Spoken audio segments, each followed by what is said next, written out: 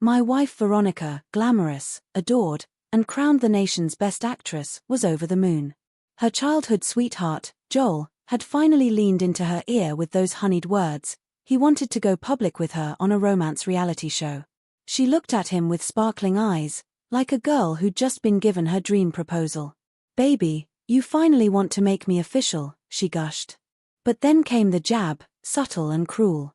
"Aren't you afraid your brother-in-law will get angry?" Joel asked. His voice dripped with mockery.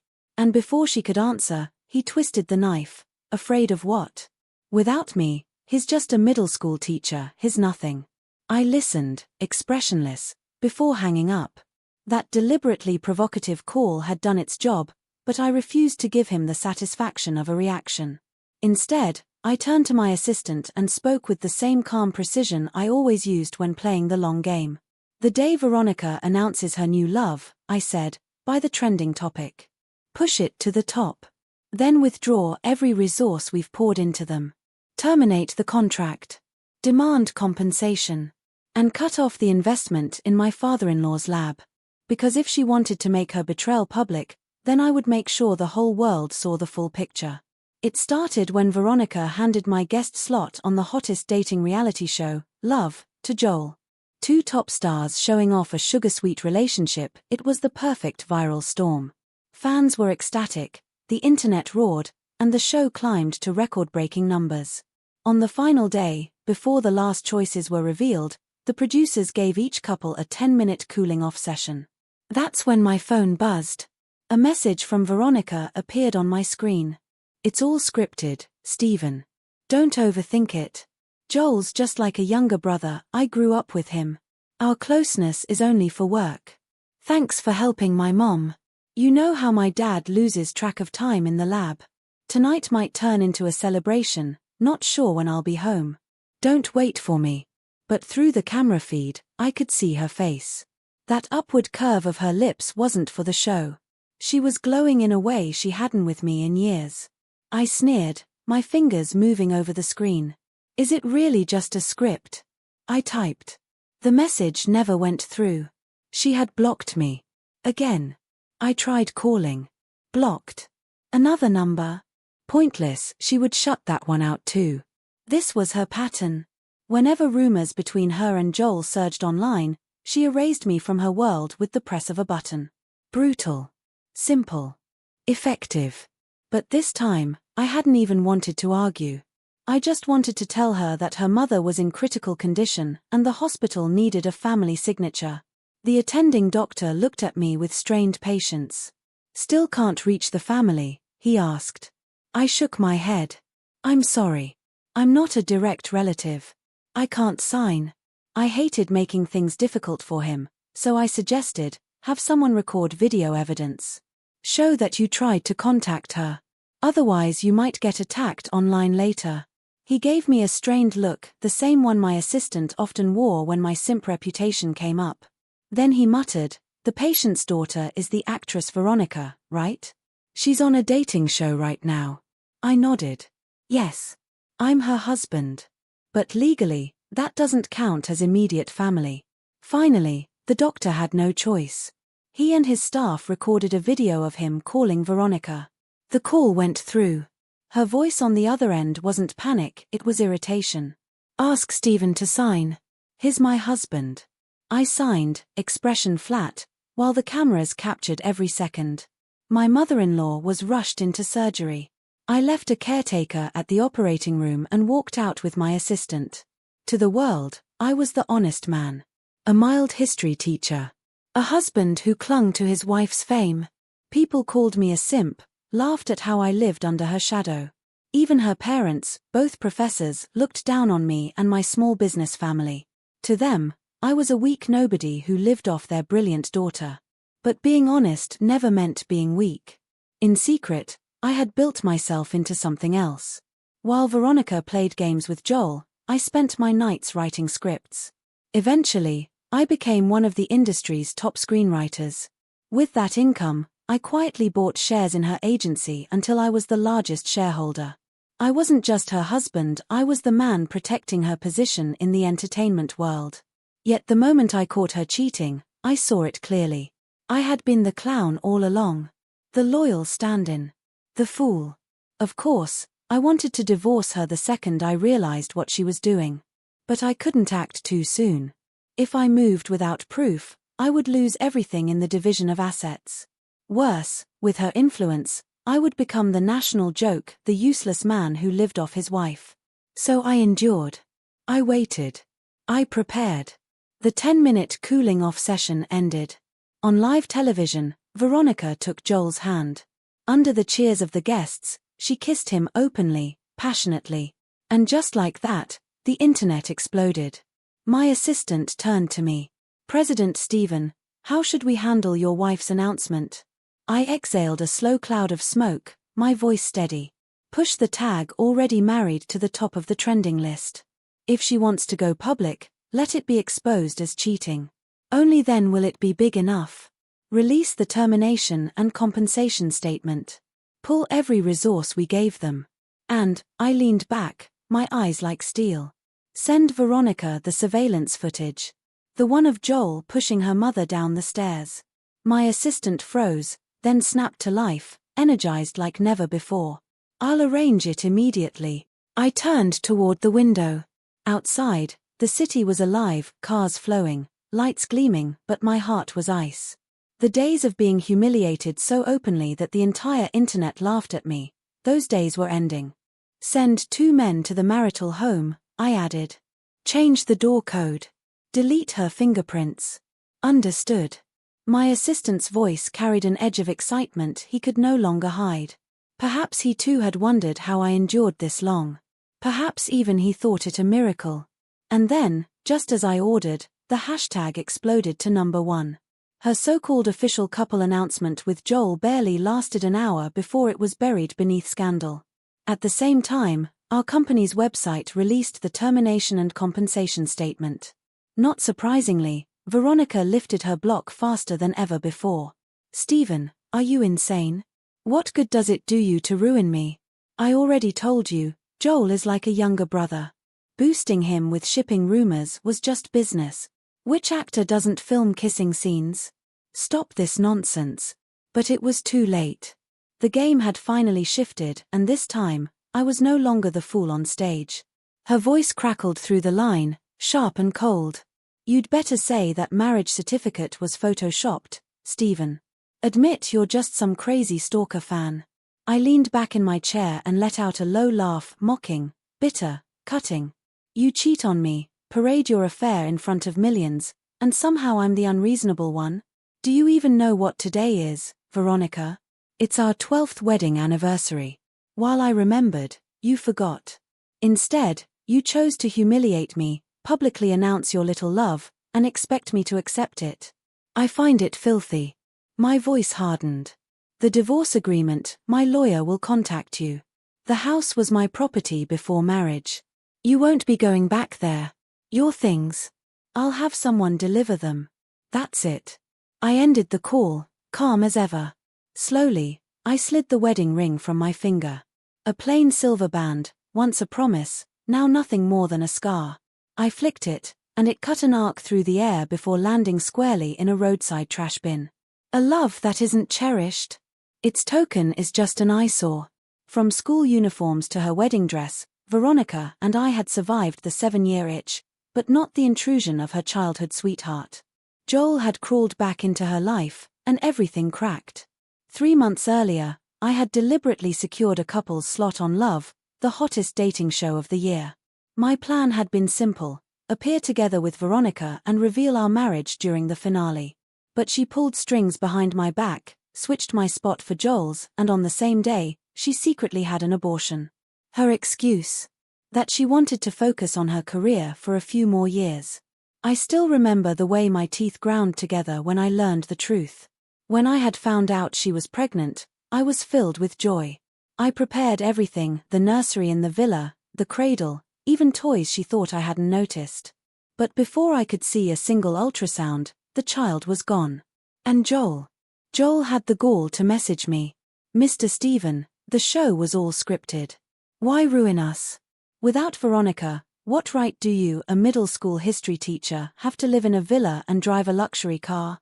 Living off your wife, and you still dare act superior? Admit your marriage certificate is fake, or don't blame me for being rude. I almost laughed at his arrogance. Rude? You're nothing more than a kept man who slid into her bed for resources. And you dare threaten her husband, the real one?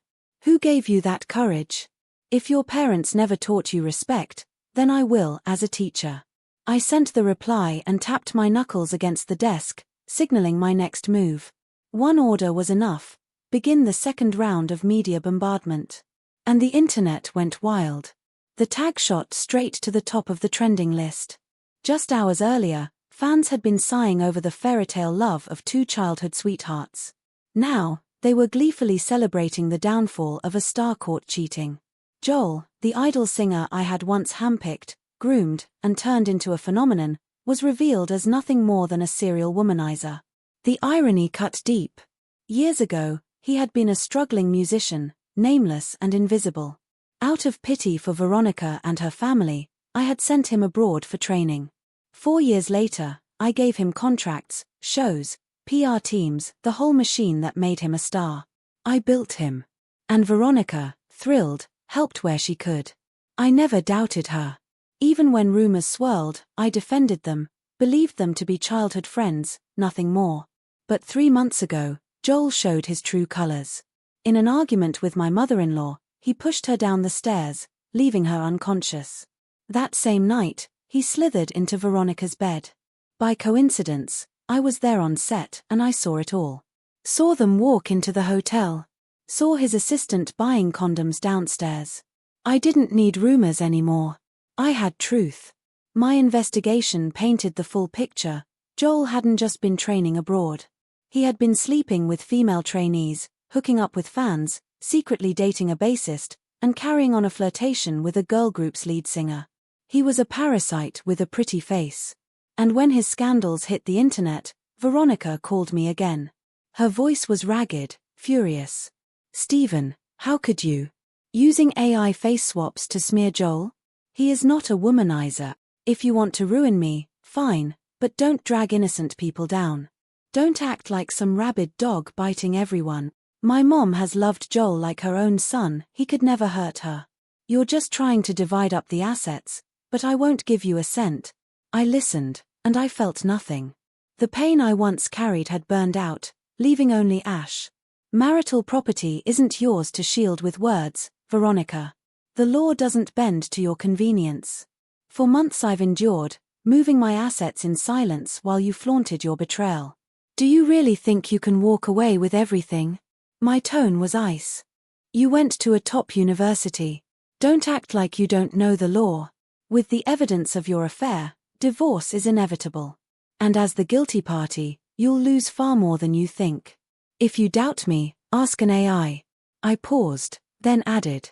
And as for Joel shoving your mother, if you think the footage was faked, then by all means, call the police. Believe it or not, it wasn't even my own mother dying. It was my mother-in-law. The same woman who had never once accepted me.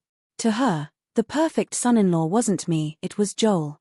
He was the safe choice, the familiar boy next door with the same background, the same pedigree, who had grown up side by side with her daughter. My father-in-law? He only ever echoed her disdain.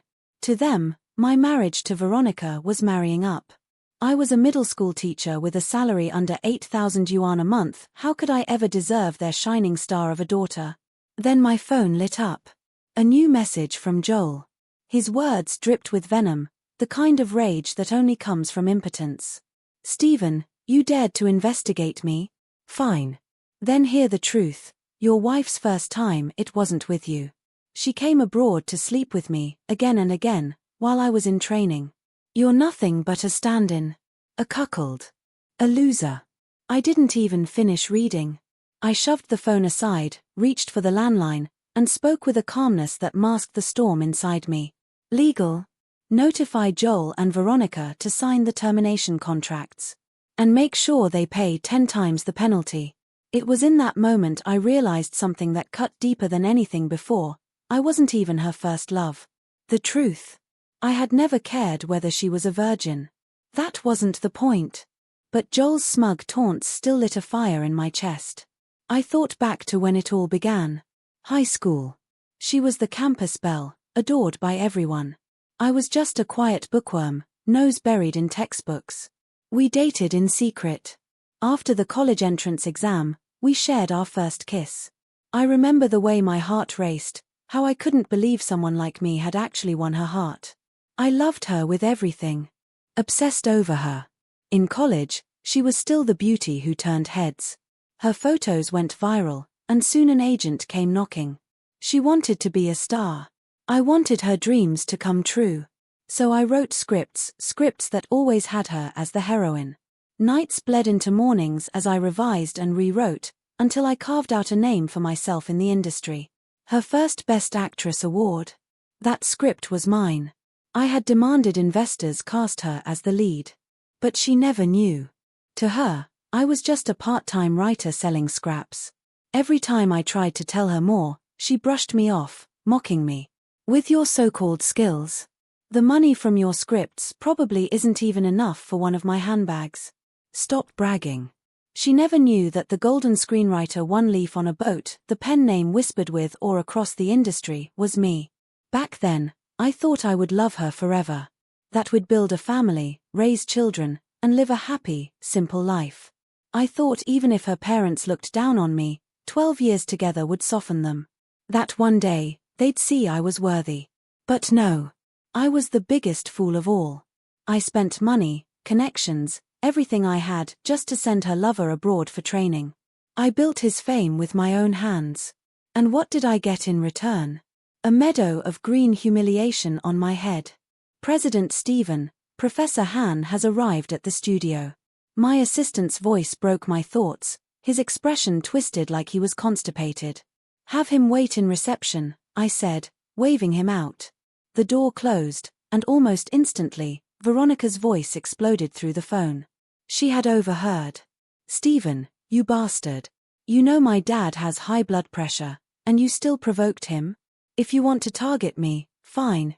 But must you drag my family into it? I didn't cheat. How many times do I have to say it before you believe me? Because of you, my career is ruined, you lunatic. Her fury barely made me smirk. Accidents happen to you a little too often, don't they? Should I list the times you slept with Joel during that 7-day live broadcast? Is it me making things ugly, or you trampling my dignity into the dirt? Tell me, Veronica. Before Joel returned, you knew how to keep distance from men. You avoided rumors. And if any arose, you clarified immediately. But now, you changed. You abandoned decency. Why should I keep playing along? I don't have a cuckold fetish. Her scream tore through the speaker. Stephen, you'll face retribution. Retribution? No. If fate ever came to collect, it would be her and Joel who paid. Not me. My father-in-law stormed into the reception room, his face grim, his jaw set like stone. His sharp eyes cut into me, full of rage and judgment. I didn't flinch. I sat across from him and cut him off before he could even begin. Dad, if you came to preach, save your breath. I have evidence of what your precious daughter has done. If you want to use your energy, why not investigate whether your wife's fall was really an accident? His voice boomed, furious. What do you mean by that? I sneered, rising to my feet. There are several cameras in the house. If you want the truth, go check them yourself. I have work to do. I won't see you out. He had come in a storm, and left just as quickly. I poured myself a coffee, the bitterness grounding me. Then came another knock. My assistant leaned in, winking. Madam and Teacher Joel are here in the conference room. Of course. Veronica wasn't just a top actress because of me, she worked hard, and she knew how to play this game. She wasn't walking in unprepared. She brought Joel. And she brought backup, 2 notorious paparazzi disguised as assistants. The irony. Those very paparazzi were the ones who had first introduced me to the private investigators I used to dig into Joel's scandals. The moment I stepped into that conference room, their eyes widened. Shock written across their faces. They knew exactly what kind of storm they had walked into. My wife and Joel had no idea what was coming. The moment her eyes landed on me, Veronica lashed out like a cornered animal. "Stephen, do you have no shame? Using fake photos to smear us? I'd rather marry a dog than a pathetic loser like you. Clarify this immediately, or don't blame me for being ruthless. Considering we were once classmates, I won't even demand compensation. Don't mistake mercy for weakness." Her words cut sharp, but Joel only pulled her closer, wrapping his arm around her shoulders with the smugness of a man who thought he had already won. "Teacher Stephen," he mocked, his tone dripping arrogance. "Do your students know you suffer from delusions? You even dare forge a marriage certificate? Look at yourself. What part of you is worthy of my sister? She's only sparing you for old time's sake. Clarify this nonsense now, admit the certificate was fake, and maybe you won't have to pay for the damage you've caused. Otherwise, forget emotional losses, you'll be compensating us financially." His voice was loud, triumphant, so sure of himself, he never noticed the looks on the faces around him. My assistant. The paparazzi he thought were his allies. Their expressions were twisted like they'd just swallowed poison. And Veronica. She leaned against Joel, fragile, delicate, her eyes cold and warning as she stared at me. Once upon a time, this was the same girl who held my hand, shouting into a valley that she'd become a top actress. Now, blinded by the lights of vanity, she had traded every shred of sincerity for glitter. If I weren't a major shareholder of Fleet of Dreams Entertainment, if I weren't the very screenwriter who fueled her career, their plan would have worked flawlessly. To the world, I'd be nothing more than a lunatic. A broke nobody forging documents, binding myself to a goddess who didn't want me. It would have destroyed me, my job, my reputation, even my parents' dignity. But when it came to malice, my wife was the real master. She thought she could flaunt her affair, drag me through the mud, and still expect me to carry her family on my back. I pulled out a chair and sat down, calm, deliberate. "Are you two done?" I asked. "Then it's my turn." Veronica's smile faltered. Her posture stiffened. Joel, still basking in his own arrogance, looked down at me like I was already defeated. "I won't clarify," I said softly, my words slicing through the air like a blade. "Even a rabbit will bite when cornered. If you want more explosive videos on the trending list, I'll happily oblige. I don't mind breaking the law if it means the world sees who you really are." Veronica's face twisted, as if she had swallowed glass. I ignored her and stood, casting one look at my assistant before walking out. "Stephen," she screamed, shoving Joel aside to chase after me. She caught my hand, gripping hard, desperation seeping through her anger. "Are you insane? I'm giving you one last chance. Will you help me clarify or not?" I tore my hand free. "I don't need your chances," I told her coldly. "I just want you and that scumbag to rot together." My assistant blocked her path as I signaled with a tilt of my head. Behind her, the paparazzi she brought looked torn, thrilled by the chaos, but terrified too. Even they could see it. Veronica had made the biggest mistake of her life. She had chosen Joel, a shallow idol with nothing but looks, over the very man who built her empire. Back upstairs, I pulled out my phone. With a few taps, I sent a simple message to the paparazzi group chat. The video of the cheating Best Actress insulting the original husband together with her lover has now been pushed to the top of the trending list. "I know you recorded everything." They didn't dare defy me. Fearing my retaliation, they turned on her instantly. Within hours, the conference room showdown was online, exploding across every platform. Veronica and Joel's careers reduced to ash. The internet had no mercy. Shameless. Is cheating really this brazen nowadays? Joel is disgusting. Scumbag and slut, get out of the entertainment industry. Veronica is revolting. We demand the truth, swear a blood oath. The pressure was crushing. The couple rushed back to Fleet of Dreams in a panic, hoping their manager could still salvage them. But even she had no patience left. Hands on hips, voice like thunder, she tore into them. "I don't care what it takes. Veronica, beg your husband to clarify. Joel, call your team. Bribe them, threaten them, whatever it takes, but make them speak for you. Do you two even realize what you've done? Every endorsement brand has cancelled you. They're demanding compensation. The company is terminating your contracts. Married without morals, unmarried but promiscuous, you've dragged us all into your cesspool. Veronica's face paled as she dialed my number over and over. Joel frantically called contacts, sweat pouring down his forehead, his complexion ghostly white. But I had been preparing this strike for 3 months. Their downfall was not an accident, it was inevitable. The company's legal officer slammed contracts onto the table. If there's no problem, sign. Veronica snatched one up, flipping through. Her expression collapsed. Wasn't the penalty $5 million? Why is it 50 now? Joel froze. 50 million? Why don't you just rob us? The officer didn't flinch.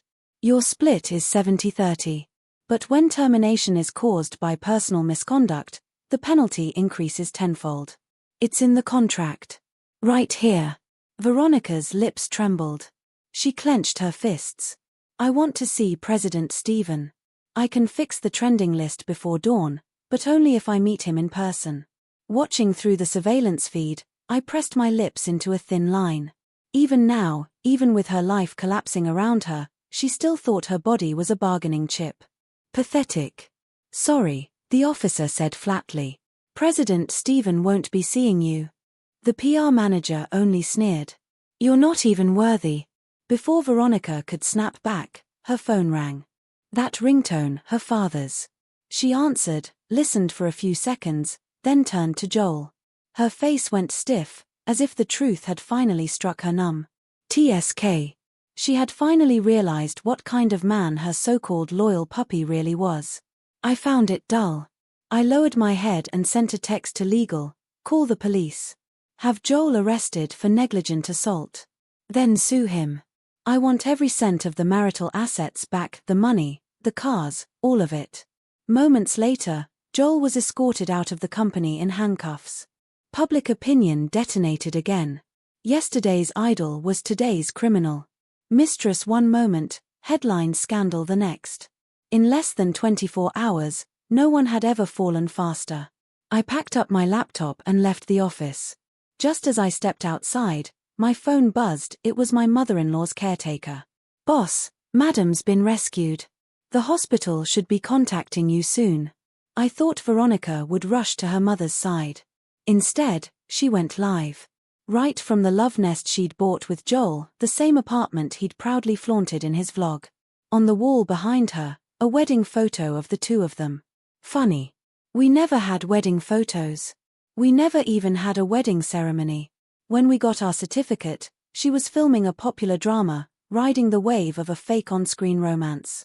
To protect her career, I agreed to keep our marriage secret. I had always compromised for her. Again and again. And yet she gave her whole heart to another man. Now she sat before the camera, face somber, but I knew it was an act. I'm sorry for taking everyone's time. Yes. I am married. My husband is not in the industry. Joel is just my neighbor's younger brother. Shipping with him was to fulfill my mother's dream. She suffers from severe Alzheimer's. She's never remembered my husband and has always mistaken Joel for him. The doctor says she doesn't have much time left. So, to give her comfort, I asked Joel to help me. I hid this from my husband. His anger is understandable. I apologize here, sincerely. She wept on cue, even played back a staged hospital call, backed by falsified medical records. The performance was flawless. And the audience, predictably, devoured it. Sympathy flooded in. Right on cue, Joel walked out of the police station and went live too, echoing her lies as truth. The twist thrilled the crowd. Fans who had cursed them yesterday now apologized. Doubts were drowned in a tide of pity. Her shameless performance made me laugh in fury. Fine. If that's how she wanted to play it, then let the game begin. At first, I had only planned to take back my assets, to let her taste the cost of betrayal. But now, I wanted her and Joel nailed to the pillar of shame forever. No escape. She didn't ask for divorce. She stayed with Joel, flaunting their affair in that very nest. So I sent paparazzi to capture evidence of their cohabitation.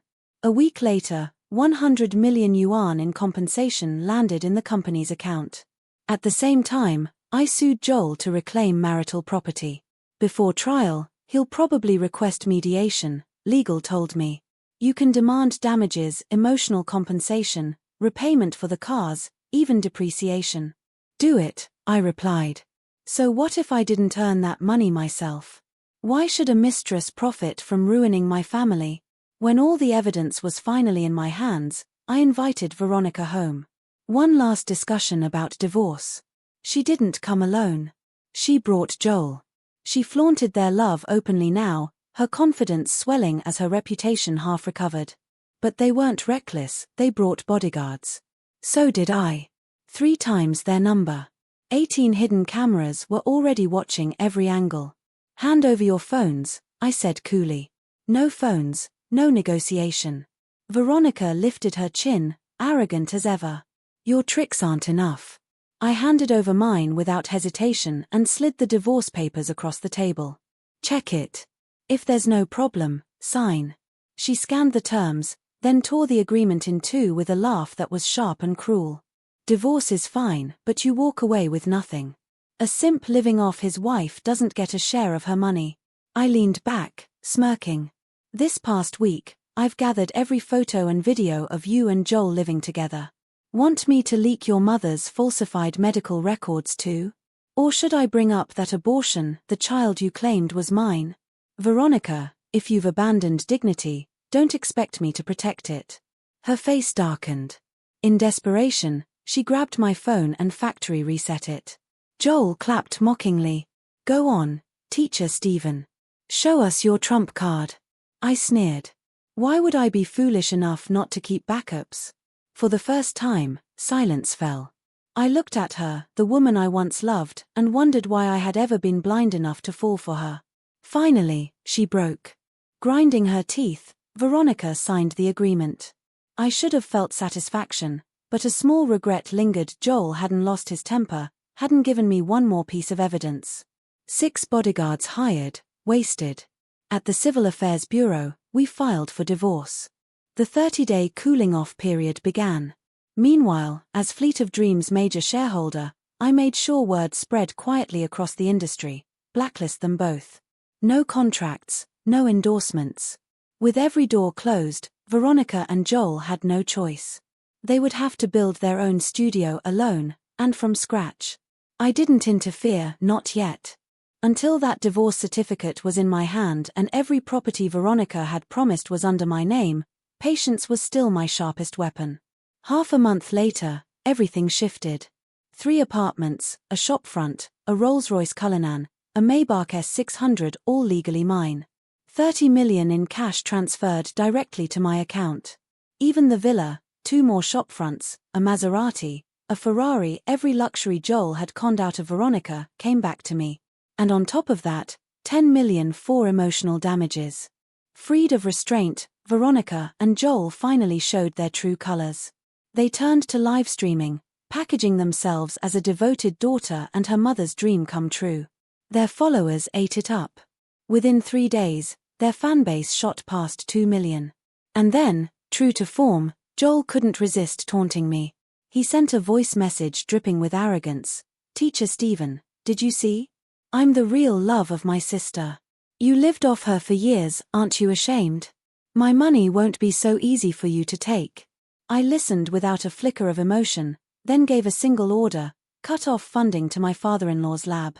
Without money, I knew exactly where he'd turn. And I was right. Soon, Veronica called. Stephen, I've already given you so much. Can't you at least fund my dad's lab? Just 10 million. You know President Stephen of Fleet of Dreams, did you manipulate his contract too? Stephen, did you ever love me? What do our 12 years mean to you? I almost laughed. 12 years, and this was what I got. They mean I was unlucky, I told her. For the one who betrayed me to ask about love, that was the height of shamelessness. After that, she never called again. Her mother remained unconscious, the caretaker sending me daily updates. Proof piled up that ever since Veronica had been with Joel, her visits had been almost non-existent. Still, their lives went on. Their live streams flourished, their fan count exploding past 5 million. And then, the day came. The cooling off period ended. Divorce finalized. With the certificate in hand, I climbed into my newly delivered Pagani Huayra BC and drove away without looking back. But they couldn't resist one last jab. That very evening, Joel sent me photos from Veronica's family dinner, flaunting their happiness. "Teacher Stephen, I'm engaged to my sister now. Your nightmare is just beginning." I didn't rise to the bait. I simply called PR, prepare a counterattack. That night, they went live again right on schedule. While slurping instant wontons, they mocked my parents' shop. Laughed at the food. Called it unhygienic. 1 million viewers tuned in, their fans spamming the address, their diehards doxing my family. And that was it. I had no more reason to hold back. We went live, Fleet of Dreams Entertainment's official account. "Hello everyone. I'm Stephen, Veronica's ex-husband. Yes, the wonton shop they mocked belongs to my parents. And yes, this morning, Veronica and I finalized our divorce. But there are truths you deserve to know." I held up our marriage certificate, then the divorce decree. Once the audience had seen them clearly, I opened my mother-in-law's medical record. She doesn't have Alzheimer's. She's in a coma because Joel pushed her down the stairs. I let the silence sink in before continuing. During her hospitalization, Veronica visited only 3 times. That recording she played for sympathy? It wasn't proof she wasn't cheating. It was the hospital's call when her mother was dying and needed a signature. Then came the final blow. My assistant held up a tablet and pressed play. Surveillance audio filled the stream. Joel's voice, "Stephen's a simp. He doesn't deserve my sister. They'll divorce soon." Her mother's broken protests. His shove. The sickening fall. His panicked call to Veronica, pretending to be chased by a stalker, before abandoning her on the floor. When the clip ended, I faced the camera, voice steady but laced with grief. "Veronica, we met in high school. 12 years together, and I never imagined you'd betray me like this. If you'd stopped loving me, you could have said so. But instead, you cheated. You lied. And worst of all, you sent your fans to bully my parents. For that, we are finished. Strangers from this moment on." The livestream lasted 10 minutes. It only took 5 for the internet to explode. Hashtags filled the trending list, the platform banned their channel immediately. Calls flooded my phone. Veronica's name flashed again and again. But I had already blocked her. The number she knew was never really mine, it belonged to my assistant. The curtain had fallen. "This can't be real. Stephen. The boss of Fleet of Dreams." Joel looked as if lightning had struck him. Suddenly, it all made sense, why no company dared to sign them after their contracts were cut, why the scandal had risen like wildfire. Everyone in the industry knew Fleet of Dreams was real power, undeniable capital. "I'll find him. I'll get the truth," Veronica spat, rage twisting her face. "He took nearly 300 million from me only to reveal his capital himself. I'll sue him." The day I chose divorce, I walked out of our marital home and returned to my parents' villa. They no longer ran the little shop, those days were long gone. Now, they lived in comfort, tending their garden, enjoying quiet trips nearby. But Veronica, she couldn't leave well enough alone. She tracked down our new address from old neighbors and appeared at the gates, fury burning in her eyes. When she saw the villa larger, grander than the home we once shared, her anger ignited like gasoline. "Tea or soda?" I asked calmly, ignoring the storm swirling inside her. She lost control. Finger trembling, pointed at my face, she screamed, "You're shameless. You hid your wealth all along, lived off me, schemed for my money. I must have been blind to marry garbage like you." I didn't flinch. I sneered. "Call me what you want. The money's already in my pocket. If you've got the guts, sue me." She didn't know every company share was under my father's name, every pen name I ever wrote under tied to my mother's ID. Even the highest court in the land couldn't touch me. She broke down, tears spilling as she choked out, "Just wait." But I felt no pity. I twisted the knife instead. "Go get a full medical checkup. Don't end up with some disease. Your parents only have one daughter. Her face went white. She spun and fled, the door slamming behind her. I pressed my lips together and shook my head. In the first month after her betrayal, I barely slept. Night after night, I asked myself where I went wrong. Had I failed her somehow?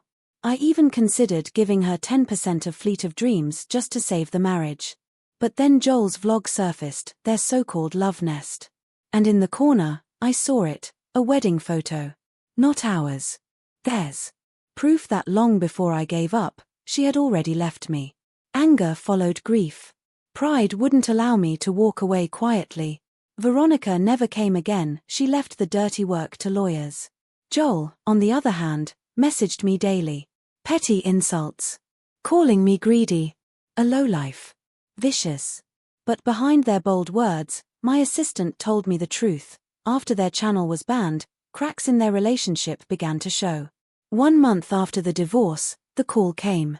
My mother-in-law had died, another failed emergency treatment. And then Veronica's voice, breaking through sobs. Stephen, I don't have a mother anymore. Please, for the sake of our 12 years, help me. I regret everything. My heart hurts so much. I hung up without a word. Instead, I told my assistant to arrange the funeral. There was no need for us to meet. I had never wished for her mother's death. For 12 years, I had done my duty as a son-in-law. Whenever Veronica was away filming, I was the one taking her parents to checkups, handling hospital visits, bringing gifts in pairs, preparing every festival and New Year so they never had to worry. But they never accepted me. When her mother had briefly regained consciousness after Joel shoved her down the stairs, her first words were venom. It's all your fault, you pathetic loser. If not for you, Joel wouldn't have gotten angry and pushed me. You never deserved Veronica. Once I'm discharged, you'd better divorce. And we did.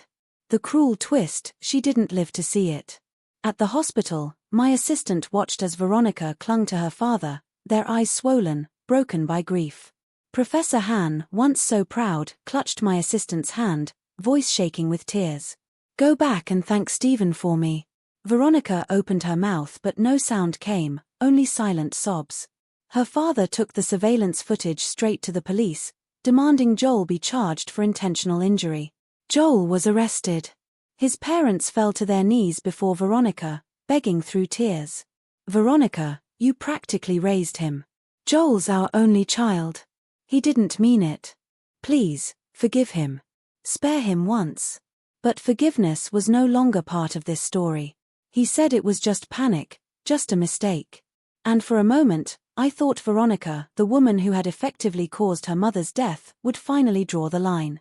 But when Joel's parents came begging, she forgave him. Even her father-in-law forgave him. I didn't know what to say. After the funeral, their so-called love collapsed. Contracts terminated. Blacklisted by the entire industry. Their faces digitally erased from every project.